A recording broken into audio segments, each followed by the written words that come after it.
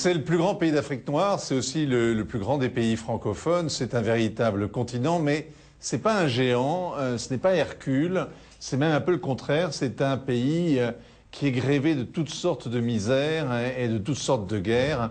C'est le Congo, c'est un pays aussi qui se réveille. Et donc, bienvenue à Kinshasa, capitale de la République démocratique du Congo. Bonjour, Monsieur le Premier ministre. Bonjour. Merci de nous accueillir ici dans vos bureaux. On va parler de votre bilan, on va parler de la situation de votre pays, du développement, on va parler aussi de la guerre qui est à l'Est et de la guerre qui est aux frontières, notamment en Centrafrique. Mais d'abord, je voudrais vous poser des questions un peu sur vous. D'abord, qu'est-ce que ça vous fait d'être au pouvoir? Pour moi, c'est une responsabilité historique, c'est un sacrifice, mais ça nous exalte autant. Parce que, comme je l'ai dit tout à l'heure, être le Premier ministre, chef du gouvernement d'un pays avec des potentialités énormes, avec des défis et des challenges sur la réduction de la pauvreté, c'est une exaltation. De quoi vous êtes le plus fier de ce que vous avez fait depuis 2 ans? Et nous avons fait, par exemple, la bancarisation. Et la bancarisation, c'est un mécanisme qui a consisté à payer par la voie bancaire les salaires de tout ce qui émarge sur le budget de l'État et qui était payé cash. Et, ce processus avait plusieurs velléités parce que, bon, beaucoup de prélèvements étaient opérés chemin faisant et de telle manière que soit les gens n'étaient pas payés alors que l'argent était déboursé, ou alors que ce qui était payé était la moitié ou une partie de ce qui était déboursé par l'État. Arriver à un tel résultat en très peu de temps, et pour moi, je pense que c'est quelque chose qui nous permet de croire qu'on a réalisé un ouvrage plus ou moins historique, mais utile à des milliers de personnes. On va parler un petit peu d'économie. Principal partenaire commercial du Congo, c'est la Chine. Alors vous exportez vos minerais, en fait, vous vendez aux Chinois ce que vous vendiez autrefois aux Belges, mais vous n'avez pas développé d'industrie de pointe, de technologie de transformation. Bon, nous sommes en train de travailler énormément sur ça. Depuis que je suis donc Premier ministre, sous le leadership du président de la République, président Kabila, nous essayons de travailler pour une augmentation de la valeur ajoutée des produits miniers qui sont exportés. Et c'est du concret aujourd'hui. Il y a des industries nouvelles qui sont en train d'être montées pour pouvoir améliorer les taux de traitement des produits miniers. Donc, bref, nous sommes en train de travailler sur une amélioration de l'industrie minière dans l'ensemble du pays, et particulièrement au Katanga, qui est en fait le berceau du secteur minier dans notre pays. Parler du Katanga, mais d'abord je voudrais qu'on parle un petit peu de la guerre, parce que l'Afrique a la forme d'un revolver et la gâchette se trouve au Congo. C'est ce qu'on disait au siècle dernier, mais ça reste aujourd'hui encore vrai. Il y a 2 pays voisins du Congo qui sont en guerre. Il y a la Centrafrique qui est en guerre civile, larvée, et puis aussi le Soudan du Sud. Et surtout, le Congo lui-même subit depuis maintenant 17 ans la guerre des Grands Lacs. Yannick Mahé. L'offensive finale sur les collines du Kivu de l'armée nationale congolaise. Après 2 ans de revers militaires, les soldats loyalistes gagnent enfin du terrain.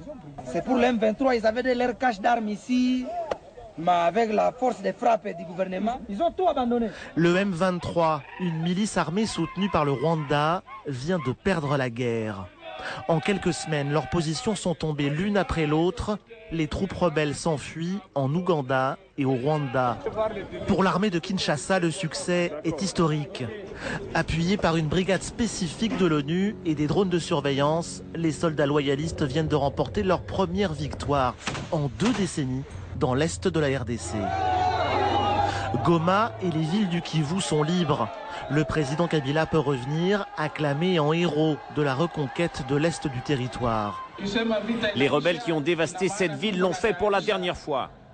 Et je préviens les 9 pays voisins, toute action négative contre la RDC sera battue en brèche. Dans la ligne de mire de Joseph Kabila, mais aussi des Nations Unies, le Rwanda de Paul Kagame. Des experts de l'ONU ont établi le soutien de Kigali aux rébellions et les États-Unis ont suspendu l'aide militaire au Rwanda. Dans le jeu d'échecs de la région des Grands Lacs, Kigali a perdu un pion. Mais à l'est, Kinshasa fait face à d'autres groupes armés. La victoire de novembre ne signe pas encore la fin de la guerre. Alors, Monsieur le Premier ministre, les rebelles du M23 ont déposé les armes et se sont dispersés, sont retournés d'où ils venaient en novembre dernier. Ils se sont repliés en Ouganda. Mais l'ONU dit qu'ils se regroupent, qu'ils reviennent, qu'ils recrutent aussi. Comment est-ce qu'on les arrête ? Ce que je dois vous dire en toute sincérité, c'est que la victoire de l'armée congolaise sur les groupes M23 est une victoire héroïque. C'est une victoire éclatante, c'est une victoire historique.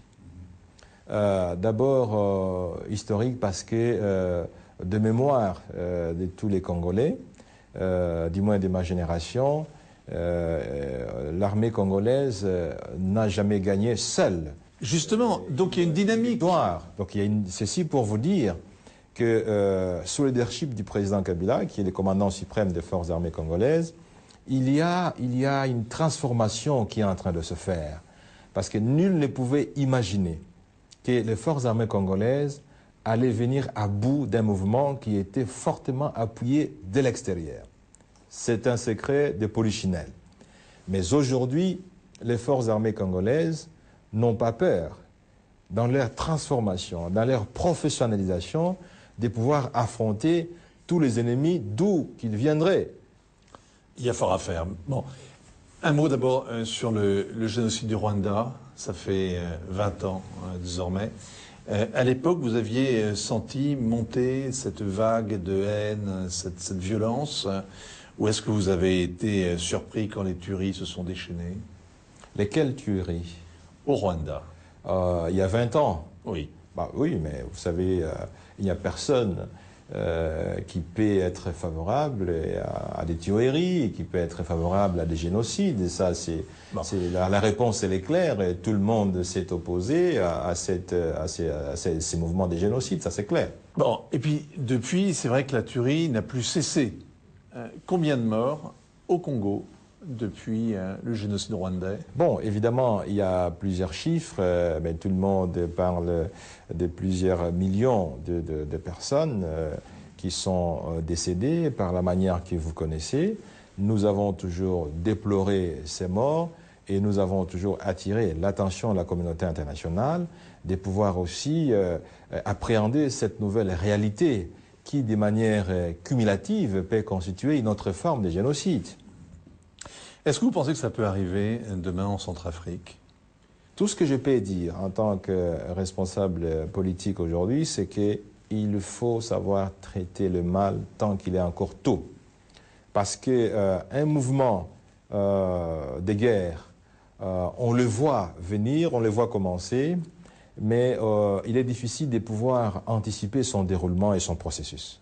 On a vu une scène extraordinaire la semaine dernière et terrible, le lynchage d'un civil par des soldats qui venaient juste de participer à une cérémonie censée refonder l'armée nationale centrafricaine avec la présidente par intérim, les généraux qui commandent à la fois la troupe panafricaine et la force sangaris. Et les discours étaient à peine finis qu'il y a eu cette scène barbare qui sonnait comme un véritable démenti, justement, à ces déclarations d'intention sur la réconciliation ou la reconstruction de l'État. Vous avez, vous, de l'expérience. Qu'est-ce que vous diriez à la présidente centrafricaine qui a ordonné une enquête parce qu'elle ne pouvait pas faire quoi que ce soit d'autre? Qu'est-ce qu'elle peut faire? Bon, mais je pense qu'elle a tout à fait raison devant cette situation de pouvoir ordonner une enquête. Ça, c'est tout à fait normal. Il faut identifier les facteurs qui sont à la base d'une telle situation. 200 soldats. Et évidemment, et prendre des mesures qui s'imposent pour sanctionner et décourager. Mais de par notre petite expérience, une situation comme celle-là, elle nécessite une certaine cohésion nationale. Il faut qu'elle puisse tabler sur un processus de réconciliation. Parce que généralement, lorsqu'il y a une guerre comme celle, comme vous le savez, a essayé d'opposer un groupe de gens proches d'une religion chrétienne, un autre groupe proche de la religion musulmane, et du coup, ça nécessite un certain rapprochement des cultures, un certain rapprochement des comportements. Et moi, je pense que le travail de fond qui doit être mené par les autorités politiques centrafricaines devra consister à pouvoir rapprocher l'ensemble de la population pour pouvoir, disons à mon avis, cicatriser l'ensemble des plaies qui ont été en tout cas formées, dont certaines peuvent être béantes. Vous ne pensez pas qu'il faut coller au mur les pillards et faire des exemples? Il faut faire attention avec des solutions qui peuvent être comparées à des processus de vengeance ou des punitions extrêmes. Le Parlement congolais vient de voter une loi d'amnistie contestée par les ONG. Alors cette loi va permettre de réinsérer peut-être d'anciens rebelles, mais les ONG disent que ça banalise les crimes qui ont été commis, les crimes de guerre, et que ça va aider des petits seigneurs de la guerre à se recycler en politique. Qu'est-ce que vous répondez? Bon, écoutez, il y a plusieurs façons de voir la chose. Il faut éviter de prendre parfois des problèmes aussi complexes avec des analyses très lapidaires, très réductrices. Le problème, il est complexe. Le problème d'amnistie sur des gens qui ont commis certaines infractions, et certains génocides ou certains crimes. Tout ça, ça ne peut pas être traité sous un seul angle, sous un seul prisme. Et il faut voir aussi quel est l'objectif de cette loi. Est-ce qu'elle vise à pouvoir régulariser une certaine situation afin de créer une plateforme pour la cohésion nationale, afin de créer une base de développement socio-culturel? Bon, bref, mon interprétation ici, c'est qu'il faut éviter des analyses très réductrices. Pas se contenter de slogans, donc. Voilà. Il faut éviter des analyses réductrices. Le problème est aussi complexe et la solution doit être multiforme. Alors vous avez été très prudent sur votre regard sur les autres pays africains, et c'est bien normal. Je voudrais vous demander un regard sur l'Europe.